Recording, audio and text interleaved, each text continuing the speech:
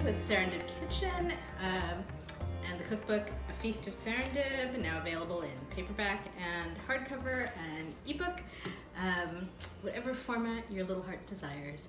So I'm here with my daughter, videographer Kavya Whyte. Say hi, Kavya. Hi. I'm gonna make mackerel curry for you today. So Sri Lankan mackerel curry, which is mackerel is what we used to call tin fish, is what you'll often see if you're looking for this recipe online, is great because it is A, very simple, B, very cheap, and C, really pretty fast to make. So all of those together meant that it was one of my favorite foods to eat when I was a very broke grad student. I cooked it all the time, and I find it sort of comfort food. I eat it typically with uppuma, which I will make for you guys another time, or it's also great with rice or with bread, and today I'm going to be eating it with my friend Amanda Daly's fabulous onion bagel. She just opened up today the Daily Bagel, a new bagel restaurant here in Oak Park, and that clicking noise you hear is our dog wandering around. And so I was really excited to have one of her really delicious chewy bagels with my mackerel curry. So that's going to be a big treat for me later today. So first step is chopping onions. That is always, maybe not always, but almost always the first step with making a Sri Lankan curry is chopping onions. So what I have is mostly yellow onions right now, which are a little bit, they're strong, they're pungent, they're very flavorful, they're not very sweet. So in Sri Lanka, I think what you would mostly be using are Bombay onions, which are a little smaller, a little sweeter, and you'd use more of them. So I'm using 2 yellow onions and then 1 shallot, because I happen to have a shallot on hand, and the shallot is actually a little closer to the ideal flavor for this. Or a red onion, which I actually do have a red onion, and I could have used it for this, but I'm saving that to have with some lox and cream cheese and Amanda's bagels. So I'm sitting here, I am peeling my onion, and that's gonna just take a few minutes, and I'm gonna try not to tear up too much, but this is actually, one of these is really very strong, and I'm getting a little teary. Yeah, I can feel it. You can feel it? I can feel it. Kavya can feel it from all the way over on the other side where she's doing videography. Will you survive? No. No? You're gonna have to run away? No, I'm not gonna pay you if you run away. Wait, I'm getting paid. Well, do you think you should get paid? I should definitely get paid. You should definitely get paid. What do you think you should get paid in? Money? Well, money is one option, but I did make some passion fruit ice cream yesterday, which you haven't had a chance to taste yet, so... I do like passion fruit ice cream. I know you like passion fruit ice cream, so that would be an option. I also may have gotten some Pringles, so... We'll talk after. We're gonna have a negotiation later about what her proper fee is for this. Okay, so onions, shallots, Bombay onions, whatever you have, and you want to chop them. You don't have to be particularly fancy about this. You can chop them coarsely if you want. I do tend to chop them somewhat finely, just because if you chop it finely, it breaks down into a sauce faster. So a little more effort up front, but then the end result is better faster, I guess. So it seems worthwhile to me. Although it's true that my mom, when I was growing up, always told me that I did not chop the onions small enough, so it took me a long time to be willing to do it to her exacting specifications and liking. So I haven't yet started making Kavya chop onions for me yet, and I actually think you're, how old are you now, Kavya? 12. You're not 12. Well, you are 12, but you're almost 13. 13, and I'm pretty sure by 13 I was chopping onions from us. So it may be time for you to start chopping onions. And you can do one of the tricks to make the onions not sting your eyes. Do you know what they are? Do you remember them from the last video? We talked about this with Uncle Jed. I remember that we talked about it. Oh, but you weren't really paying attention. See, we should have a test, Oh, right? No. So, at the end of these videos, we should have a little like Marianne's kitchen cooking exam test. So, now. That was many videos ago. It was many videos ago. Well, it was many months ago anyway. Because Uncle Judd was here at, I think, is it Christmas time? I think Christmas time. So, and we're now in spring. It's almost May. It's almost your birthday. So, okay, so things you can do to make the onions sting your eyes less. Simple solutions. One is if you store them in the fridge, they stay cold. When they're cold, they release fewer fumes, onion fumes, into the air. So then there's less of that coming up to sting your eyes. So that is definitely one option. Of course, if you take them out of the fridge and let them sit for a while, they'll come up to room temperature, and then it won't work anymore. And even just sitting and cutting them, if you're cutting a lot of onions, it will get to that point pretty quickly. Option number 2, I think we talked about last time, is that some people say if you put a slice of bread on top of your head, that will absorb the fumes. I have not tested it. Maybe we should try it right now. Right now? Right now. Okay, well, I don't know. I don't know if I have the right kind of bread, because I have only, yeah, well, I don't know. We have multi-grain bread at the moment. So, okay, here we go. Is it balanced very well? I don't know that I can. I don't think I can balance this and cook at the same time. Okay, wait. I can try. Hold on. Okay. Yes, I can. I can. When I was a kid, I tried to balance a book on my head and walk around once because I had heard that it was good for your posture, and I have terrible posture. And also, the girls in the village in Sri Lanka could balance like big full things of water on top of their heads and wander around, and I was very envious because I couldn't do that. So I thought I would practice with a book. So okay, here I am. Are you getting the slice of bread on my head? It's making it into the shot? Okay, good, because I would hate to think that I did this and then it didn't even make it in the shot. So see, but I have to hold the camera, so now whenever I laugh, the camera jiggles. Yeah, so I'm sorry about that if you're watching this. That's okay. It's Kavya's fault for having a jiggly camera, for laughing too much. It's your fault for being funny. I'm trying to figure out whether this actually works though. I think it actually is stinging less. Wait, really? Which feels ridiculous. I don't know that I believe it. I think it's in my head. I think, like, you know, power of suggestion. Oh, what's the word for it? There's the placebo effect? Yeah. You know, did you learn about that in school? No, but I saw it on YouTube. You saw it on YouTube. Yes. Thank God that we have YouTube to educate you guys while school is not in session due to coronavirus, or school is only somewhat in session. So, so the placebo effect is sort of this idea that the body is, okay, I don't think I can define it properly, but basically that the body and the mind are complex and interconnected. And sometimes when you believe something is true, it can have an effect on your body, even if you're not actually doing anything, such as like taking in any chemicals or whatever that would normally have a real effect. It's weird. So maybe it is the placebo effect that's making my eyes sting less, but the truth is they're stinging less. I don't know that I'm going to like go around putting slices of bread on my head, because among other things, I feel like I've now wasted a slice of bread. Because once it's been on my head, I don't know that I want to eat it. So maybe we'll have to come up with something we can do to feed the birds, or I don't even know. I don't even think bread is good for the birds. So I don't recommend the slice of bread on your head as a method here, even if it works. The other option that I've heard is that people wear swim goggles.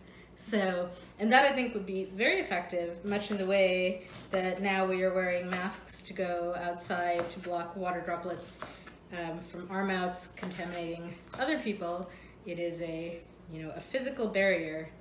And actually, I feel like contacts might actually be helpful too. I'm not sure about that. We'd have to go research it. We'd have to look it up. Okay, so I'm almost done. What? The bread was about to fall. Bread is not going to fall. I'm going to keep it balanced on my head for this entire. No, I'm not going to do it for the entire recipe, but I could. I think maybe. Okay.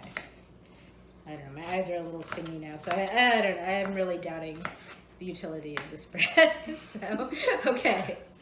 All right, so there we have the onions. So this is what I wanted to pause. I wanted to use this recipe a little to talk about how simple cooking can be, but also how you can add complexity to it. So when I learned how to make this, I learned how to do it with like almost no ingredients. You need, for the base recipe, oh, see, I'm gonna wipe my eye because I was tearing. Okay, there we go.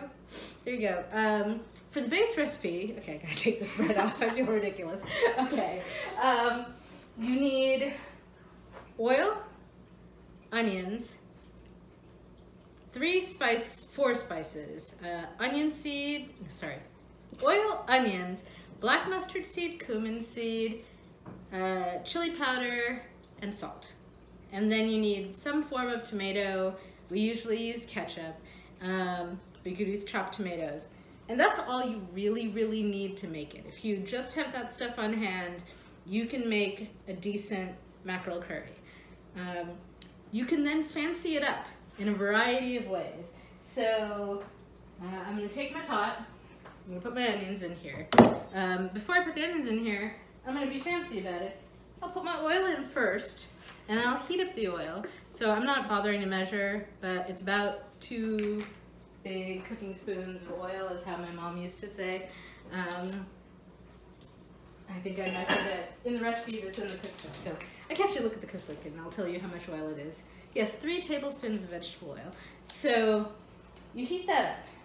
You put the onions in. But if you're being fancy, you put the mustard seed in first and you let it sizzle a little bit in the oil, and that's gonna like release some of the fabulous mustardiness. It'll toast. Again, not measuring because I'm just cooking for myself tonight. And I know roughly how much it is, but the recipe says 1 teaspoon of black mustard seed. If you don't have black mustard seed, brown mustard seed is fine. Yellow mustard seed has a really different flavor, so wouldn't recommend it. Try and get black or brown if you can. Okay, so now you can hear it. Can you hear that? Yeah. Yeah, so that's not just the oil, that's the mustard seed sizzling, popping in the oil. Here, do you want to bring that over? Oh, there we go. Don't get too close, you're just popping, right? Especially if there's water in there, it'll pop around a lot. So, okay. Then, here, you can hold that. I'm going to add the onions in. That'll calm this down. Okay. Before we get oil all over the stove. There you go. Okay. So, I'm going to stir that in. Okay. The other thing you need for it to really be a Sri Lankan curry is some cumin seed. So we'll put in some of that. Okay. Yummy. And then you don't have to add fenugreek. It's not in my recipe actually, but I often will add a little bit to a fish curry. It's nice. I feel like it today. So I think one of the things that's tricky for new cooks is that they tend to follow a recipe very closely, and that's fine when you're first starting out, but and it's probably necessary for baking at least some of the time, but for curries and any kind of sauce, I think there's often a lot more leeway than you would think. So I put in some black mustard seed, I put in some cumin seed, I put in some fenugreek, also called methi seed. I happen to have some curry leaves, which also, and these are a little old, a little sad, but better than nothing. So I'm going to add some curry leaves to that as well. It's not in my recipe mostly because I wrote that recipe when I was in college, maybe in grad school, but it was a time in my life where I couldn't easily get curry leaves. So I cooked for at least a decade. I was cooking Sri Lankan food without curry leaves at all. And it's still tasty and it's still Sri Lankan. So if you can't easily access curry leaves, don't stress about it. That said, if you can get them, and now you can order them on Amazon, they carry them at my local Whole Foods and at Pete's, various grocery stores in the area. We have a tree that we grow inside the house with curry leaves and pick right off of that, and we take it out for the summer and bring it back in for the winter because it's a tropical. So it's much easier to get a hold of them now than it was a decade ago, and they will add a certain special Sri Lankan something to the dish. Okay, so I'm going to turn that heat down because it's pretty hot, and what the heck, we're going to get a little fancy, and I have ginger and I have garlic, so let's chop up some ginger and garlic and add that. It'll make it even better. It's not necessary, but we're going to do it. So Kavya, why don't you come back over to your videotape. And I really like ginger, so I'm going to put a good amount in, like 2 tablespoons. I also have been fighting a cold, which I think is just a cold because I have no coronavirus symptoms, thankfully. And ginger is good for fighting colds, or so I hear. So there's all of that. And I sliced it. And then I'm gonna make it into little batons. Please do not focus on my knife skills because they are not those of a professional, just a home cook. I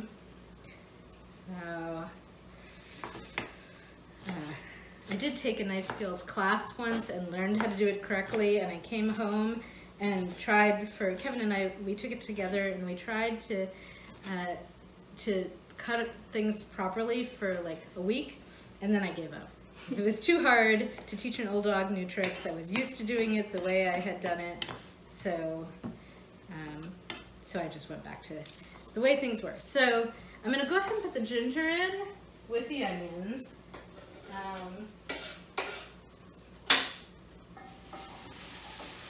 Give it a stir. Okay. Ginger is tough. You can cook it just as long as you cook the onions. Garlic is a little more tender, so if you put it in at the beginning when the oil is really hot, what do you think will happen, Kavya? It'll burn. It'll burn! Good guess. Hey, I'm smart. You are very smart. So you could go to cooking school. If you were going to go to cooking school, what would you learn to cook? I don't know. What do you know how to cook so far? Can you list the things you know? I can think of at least 2 things you know how to make. You just last week you decided to teach Anand how to make Bamba toast. Bamba toast. Excellent. And it was delicious. It was delicious. It was very good. I stole half a piece of her Bamba toast, and really I should have had her make me a full serving of it because it was very good, and yes. I wanted more. And but you said you didn't want any. I know. Well, I was wrong. If you have Bamba toast on hand, then you want to eat it. So, and then what else do you know how to cook? What do you make yourself when you're hungry? You come down in the morning? Cereal. Cereal? Okay, yes, but if we don't have cereal, what might you cook on the stove? Eggs? Eggs, yes. You do make eggs. No, so making eggs is one of the like classic basic things. Being able to make good scrambled eggs is actually like, I was just listening to an episode of Milk Street, which is a really great podcast. Christopher Kimball kind of gets on my nerves a little bit sometimes, but because he's a bit of a know-it-all, but that may just be because I'm also a bit of a know-it-all, and so there's the garlic. I just sliced the garlic. So he, and what I do like about him is that this is the guy who, they do the Cooks Illustrated series and the cookbooks, the magazines. They test recipes in America's Test Kitchen, and they do them over and over and over and over again, and they tell you why they do the things that they do. So in that, it's like, we tried this and it made it too brown, and we tried this and it was too salty, and so on, so that when they give you your recipe at the end, you understand the science and the reasoning that led to them settling on that recipe as being the best. Similar to what Alton Brown does in his TV show, Good Eats, which he's rebooting, and I'm actually super excited about that. He's been doing these episodes where he goes back and looks at the old episodes and tells you everything he disagrees about his original TV show, which is pretty awesome. Many people are not confident enough to tell you when they think they've done something wrong, and I really appreciate it when somebody does. So, which is actually a beautiful segue into where we are now. So this is mackerel. This is chub mackerel. I don't know the difference between chub mackerel and jack mackerel. I do know that mackerel is cheap. It is full of calcium. It's full of really great fish oils. It's good for your brain. It's good for your skin. It's good for your hair. It's a very smelly fish. So if you have, say, a husband who doesn't like smelly fish, maybe you don't cook it so often out of consideration for him. He doesn't like fish in general. He doesn't like fish in general, but smelly fish, like, he really doesn't like. And we love him, so we don't cook it. We don't cook it too often, but we cook it some because it's so delicious. And if he loves us, he has to put up with that. So you could use fresh mackerel for this, but the canned mackerel works great. What almost every recipe I've seen will tell you to do is to drain the mackerel at this point. So if you're going to do that, here is a sieve. You take this, you go over the sink, you pour this off, and then you could even rinse, you could run the water over this and rinse off any excess oily stuff on the fish. I used to do that. I'm pretty sure that's how Amma did it back in the day. I'm sure, in fact, I think that's how she still does it. But I hit this point where I was like, why? Why am I throwing away all the stuff that the fish is packed in? Because, whoops, I spilled a little bit, so try not to do that. But it's packed in this mix of oil and water. This is mostly, this says packed in water, right? So there's definitely some oil in there too. And it's full of flavor. It's full of deliciousness. And in fact, if I rinsed it, not only would all that oil and water flavor go off, but some of the skin would come off too, which is also full of flavor. So I kind of hit this point where I was like, I'm just throwing away flavor. Now, it's true that there's salt in this. So there is danger that if you don't rinse it, that your end result will be too salty. So what I would recommend, I don't think it's going to be too salty, but don't add salt until you taste it, right? So I'm going to put this in just as it is. See how simple. And then I will add all the ingredients, I'll cook it, and then we'll taste the salt and see how it is, okay? All right. Why don't you bring that over? I think the onions are basically ready for the next step.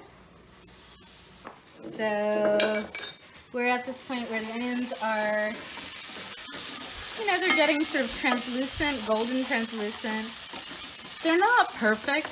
Amma would come over and be like, oh, you were sloppy, look, some of them are a little burnt, etc., and so on. And she'd be right. If I were making this for a queen, I would have been more careful and paying more attention and maybe stirring constantly. But I'm making it for me, and I don't mind if they're a little browned, and in fact that caramelized onion will add, those little browned onions, we'll just add a little more sweetness, so it's fine. So, okay, poor Kavya doesn't know whether to point it to me at the food. So I'm going to put in some chili powder. How much depends on A, how strong your cayenne is, and B, how hot you want your resulting dish. So this is definitely to taste. I'm kind of in the mood for some heat. So I'm gonna go with like 1.5. This is actually a pretty hot cayenne I have going here. I think this was labeled extra hot at the Indian store when I bought it. So, and then I'm also gonna add to that, and you want to cook that a little bit because that raw cayenne it's a little rough. I don't know, it's hard to explain. It needs to mellow by cooking. So fry it for a second, stir it around. Then I'm gonna add some of our home roasted curry powder, Sri Lankan curry powder. So that's probably enough, about a spoon. Okay. I would normally add salt here, but we're not gonna add salt, right? Okay. Stir that in. Then I'm gonna add some ketchup. And now, again, you could use, if you're mortally offended by my using ketchup in this, feel free to use tomatoes instead. You're just gonna have to cook it down for longer and add sugar and add salt and add vinegar, but that's because that's what ketchup is. But you can do that if it makes you happy. So there's the ketchup, and then there's one last ingredient, and this is going to be an experiment, because normally I would put in tamarind, but we're out of tamarind. And when I was at the Indian grocery store, I saw that they had this stuff, gamboge cream. And I looked it up. Gamboge is, I believe, also gorica, which is a pod similar to the tamarind pod. It's this very thick, dark paste. It definitely is not the same as tamarind, but it's similar. So I'm going to try it in this since I'm out of tamarind. It's not as sweet. I tasted a little bit, as you would do before putting any ingredient in. It's not as sweet, and it has almost like a roasted tomatoes flavor, so it's a little stronger, more pungent, I think, than the tamarind. But I think it's going to be really good in this, and it is a pretty classic ingredient for seafood dishes, and including mackerel in particular. So what you have here is the base. You could put anything in here. You could put seafood, you could put beef, chicken, some jackfruit if you want to go for a vegetarian option, eggplant.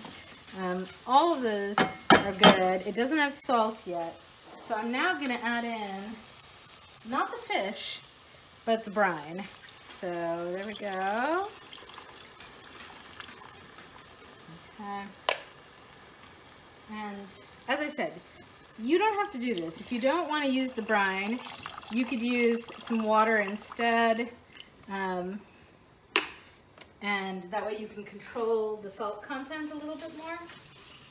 So feel free to do that instead. I'm going to turn the heat back up, because what I want to do now is I want this sauce to blend and combine and be fabulous. Oh my God, I can already, it smells so good. It maybe doesn't smell so good to Kavya. What do you think? Kavya, I don't think has ever had mackerel. So is it too fishy for you? I kind of have a stuffy nose. I can't really smell it. You can't smell it. Oh no. Well, maybe that's all to the good, because you might not like it. So, all right. So this is basically good right now. See that looks like a nice curry sauce, a kulumbu. So it's not really blended well yet. It wants to simmer for a little while. But we'll go ahead and add the mackerel in before it does that. But I'm going to taste it now. Salty. I think it's got enough sweet. I think it has enough tang. It's really hot. Which is good. I wanted it really hot, so it's really hot. That's what I was aiming for tonight. You don't have to make it really hot, and in fact, you don't have to put in any cayenne at all. You can skip that entirely, and it will still be a Sri Lankan mackerel curry. The heat level is not required. It's not necessary. I don't know what the word is I want here. It's not relevant. Like, it doesn't have to be spicy for it to count as Sri Lankan.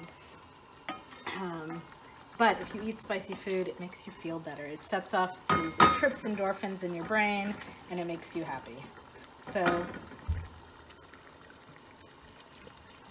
I was trying to decide if it needs a little more salt, but I actually don't think it does. And there is going to be a little more on the mackerel itself. So now I'm going to go ahead and slip the mackerel in there. Whoops, sorry, a little messy there. So beautiful mackerel.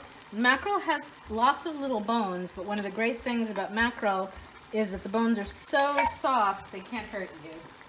So with other fish, especially if you were feeding little kids, you might worry about the bones getting on their, getting caught, maybe you miss one, etc. But mackerel bones are so soft it's not a problem.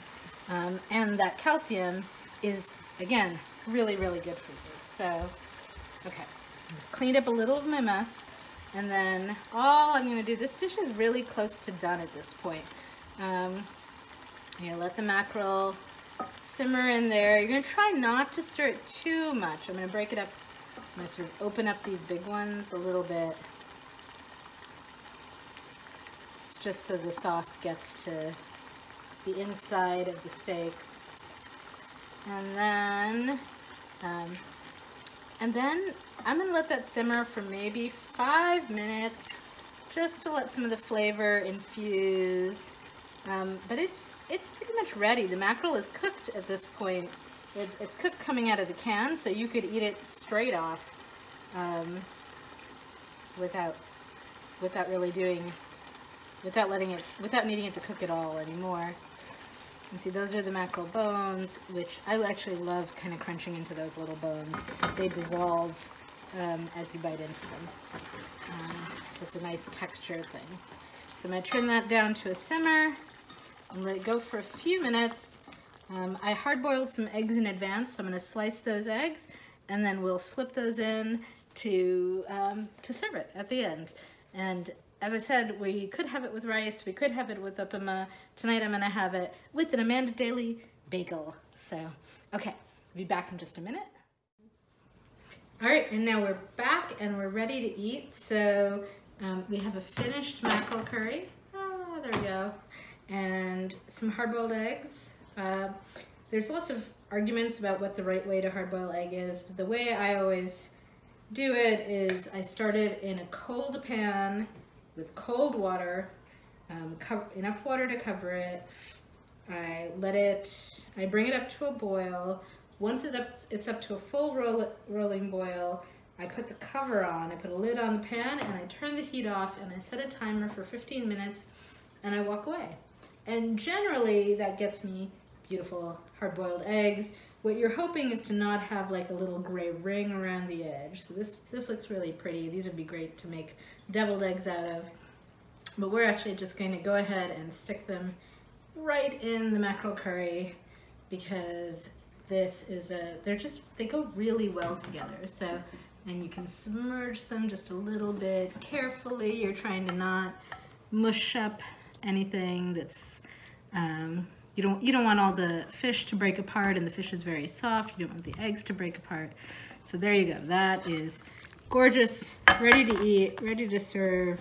And I have here my daily bagel, my little elephant plate, and I'm going to take some fish, a nice big piece of mackerel right there, and half a hard-boiled egg, and I might come back for some more mackerel. I'll go ahead and like drizzle some sauce over all of that, some beautiful spicy sauce, and that's it. Then I just tear it off and eat. And Sri Lankan food, typically we ate with our hands. So, so good. It's so delicious. It's so good. I'm probably gonna go over to Amanda's house and drop off some mackerel curry for her to eat with her bagels. So, thanks everyone. Hope you enjoyed it. And if you're local, please check out the Daily Bagel, 130 Chicago Avenue. Amanda Daly's new venture, bringing New York bagels with a Midwest twist to Oak Park, Illinois, just outside Chicago. Thanks, bye.